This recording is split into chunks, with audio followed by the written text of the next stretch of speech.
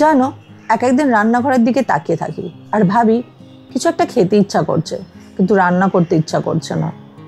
আবার ভাবি ফ্রিজটা খুলে দেখি, কিছু নিশ্চয়ই পেয়ে যাব।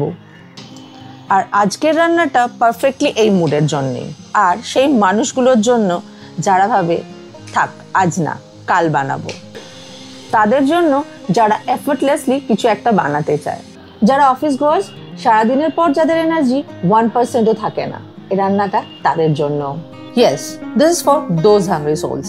The lazy, the office warriors, the tired moms, and even the ones who stare at the fridge hoping dinner cooks itself. সত্যি কথা বলতে এটার কোনো নাম মাথায় আসেনি।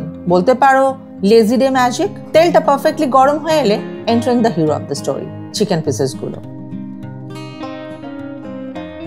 কিছুক্ষণ এটা স্টার করতে থাকলাম, প্রত্যেকটা পিস যেন সমানভাবে কোট হতে থাকে সরষের তেলটায়।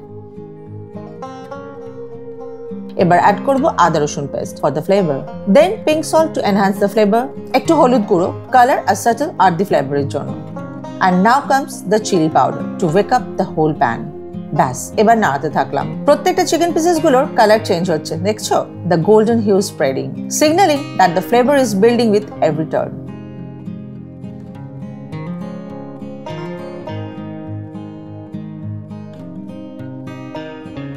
Finally, একটু লেবুর রস to balance the richness of this dish. আর সাথে কটা কাঁচা লঙ্কা আর একটু ধনেপাতা কুচো to enhance the flavor. আমাদের চিকেন is ready.